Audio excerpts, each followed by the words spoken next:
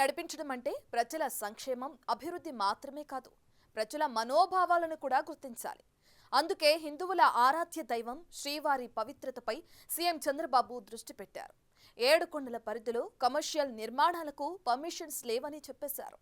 అటు ఢిల్లీలో bill gates తో భేటీ అయ్యి 5 అంశాలపై కీలక ఒప్పందాలు చేసుకున్నారు సీఎం చంద్రబాబు.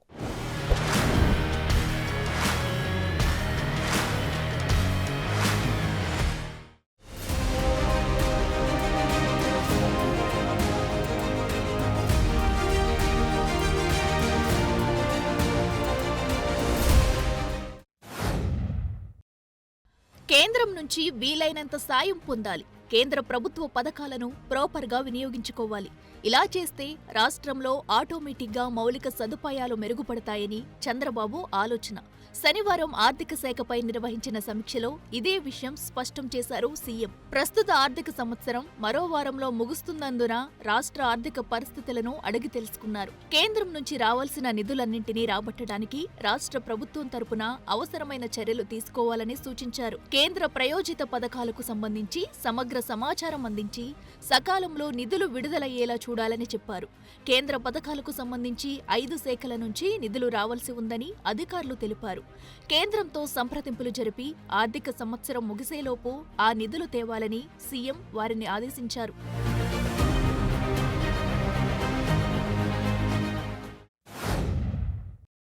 సీఎం చంద్రబాబు శుక్రవారం తిరుమలలో పర్యటించారు. అక్కడ ఆయన కీలక ప్రకటనలు చేశారు. రాష్ట్ర వ్యాప్తంగా గ్రామాల్లో ఆలయాల నిర్మాణాలు చేపడతామని చెప్పారాయన. ఇందుకోసం వెంకటేశ్వర స్వామి ఆలయాల నిర్మాణ నిధి పేరుతో ట్రస్టు ఏర్పాటు చేస్తామని తెలిపారు.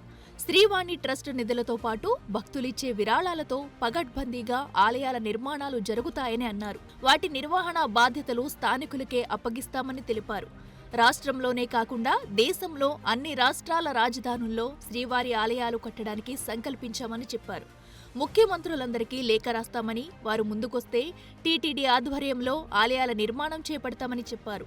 విదేశాల్లో కూడా హిందువులు ఎక్కువగా ఉన్న చోట శ్రీవారి ఆలయాలు నిర్మిస్తామని తెలిపారు చంద్రబాబు.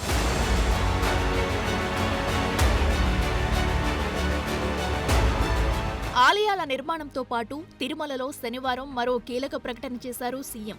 7 కొండలను ఆనుకుని ఉన్న ప్రాంతంలో ఎలాంటి కమర్షియల్స్ నిర్మాణాలు జరగడానికి వీల్లేదని తేల్చేశారు. వైసీపీ హయాంలో ముంతాజ్ హోటల్కు కేటాయించిన 20 ఎకరాల భూమిని రద్దు చేశారు. దీంతో పాటు Vaishnavi versatile venture, MRKR constructions వారికి కూడా కేటాయించిన భూములు రద్దు చేస్తామని చెప్పారు.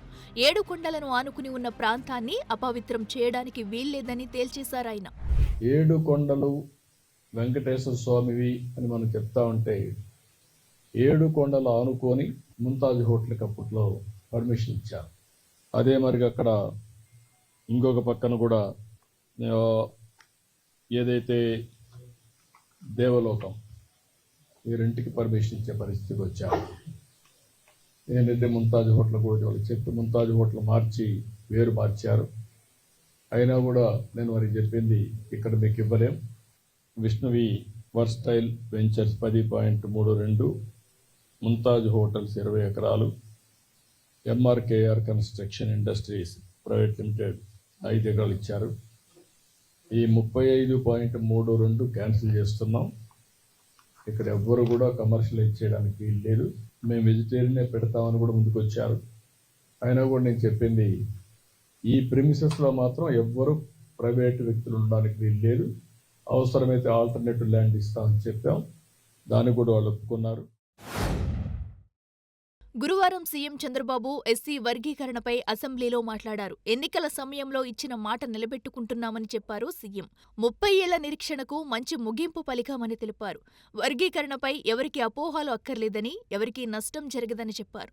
సుప్రీంకోర్టు ఇచ్చిన తీర్పు మేరకు వర్గీకరణ చేశామని అన్నారు. 2026 జనగణన తర్వాత వర్గీకరణను జిల్లాల వారీగా అమలు చేస్తామని తెలిపారు సీఎం.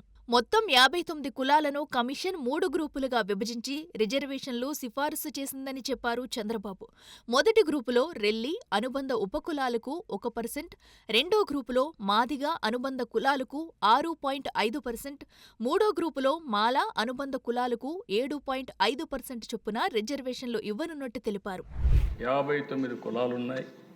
ఈ 59 కులాల్లో ఆయన అధ్యయనం చేసిన తర్వాత group 1 most backward Relli sub group 12 క్యాస్టులు. Group 2 Madiga sub group 18 క్యాస్టులు.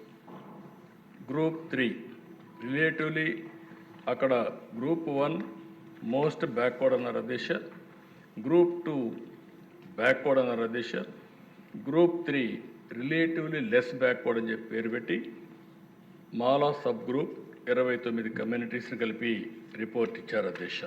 ఈ రిపోర్ట్ ప్రకారం అధ్యక్ష ఈరోజు మనం చూస్తే వారు ఇచ్చిన రిపోర్ట్లో గ్రూప్ ఏ మొత్తం చూసిన తర్వాత జనాభా, బ్యాక్వర్డ్నెస్, మిగిలిన అన్ని చూసిన తర్వాత 1% రికమెండ్ చేశారు అధ్యక్ష. పాపులేషన్ చూస్తే 2.25, వారు రికమెండ్ చేసింది 1% రికమెండేషన్ చేశారు. గ్రూప్ 2 అధ్యక్ష 41.56% పాపులేషన్, 6.5% రికమెండ్ చేశారు. గ్రూప్ 3 53.98% పాపులేషన్, 7.5% రికమెండ్ చేశారు అధ్యక్ష. ఇవన్నీ కూడా అధ్యక్ష 2011 జనాభాను బేస్ చేసుకొని చేశారు. తాను మొదటి నుంచి అంటరానితనం, కుల వివక్షపై పోరాటం చేస్తున్నానని అన్నారు. తమకు అన్యాయం జరిగిందని ఏ వ్యక్తి కూడా చెప్పుకునే దీనస్థితిలో ఉండకూడదని అన్నారు. అలాంటి సమాజం నిర్మాణం కోసమే తాను తపన పడుతున్నానని చెప్పారు. దీనికి పవన్ కళ్యాణ్, బీజేపీ సహకరిస్తున్నారని తెలిపారు సీఎం. పేదరిక నిర్మూలన కోసం P4 విధానం అమలు చేస్తామన్నారు. సమాజంలోని 10% ధనవంతులు దిగువన ఉన్న 20% మందిని దత్తత తీసుకోవాలని చెప్పారు. ఉగాది రోజున ఈ P4 విధానం తీసుకొస్తామన్నారు సీఎం. సీఎం చంద్రబాబు బుధవారం ఢిల్లీలో పర్యటించారు. అక్కడ ఆయన gates foundation chairman bill gates తో భేటీ అయ్యారు. వైద్యం, ఆరోగ్యం, మెడిటెక్, విద్య, వ్యవసాయ రంగాలలో కలిసి పనిచేయాలని నిర్ణయించుకున్నారు. దీనికి సంబంధించి ఇరు వర్గాలు పరస్పర అవగాహన ఒప్పందంపై సంతకాలు చేశాయి. అందుబాటులో ఉన్న ఆధునిక సాంకేతిక పరిజ్ఞానాన్ని ఉపయోగించుకుని ఈ 5 రంగాల్లోని సమస్యలకు పరిష్కారాలు కనుక్కోవాలని ఈ ఒప్పందం సారాంశం. ఈ ఒప్పందం ద్వారా రాష్ట్ర ప్రభుత్వ కార్యక్రమాలకు గేట్స్ ఫౌండేషన్ అవసరమైన సహకారం అందిస్తుంది. ఆర్టిఫిషియల్ ఇంటెలిజెన్స్ ఉపయోగించి ప్రజల ఆరోగ్య సమస్యలను ముందుగానే విశ్లేషించి వాటికి సమస్యలు పరిష్కారం తెలుసుకోనున్నారు. ఏఐ, శాటిలైట్ ఆధారిత వ్యవస్థల ద్వారా వ్యవసాయానికి ముందస్తుగా సలహాలు, సూచనలు ఇవ్వనున్నారు.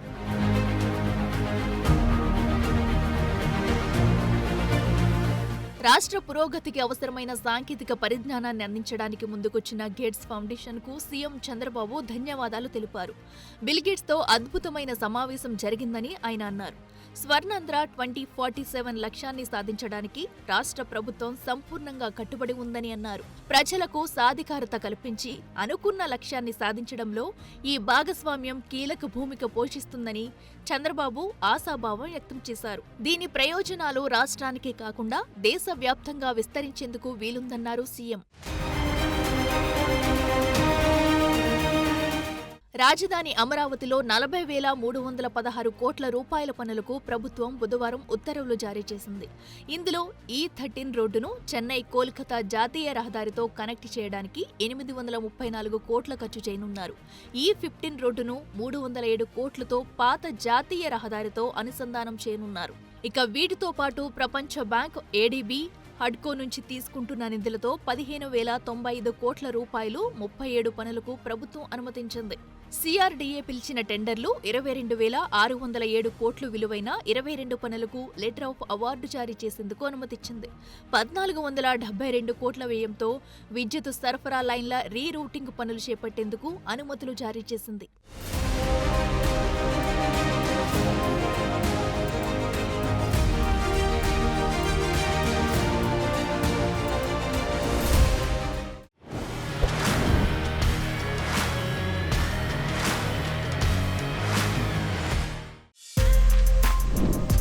For more videos like this, subscribe Big TV channel.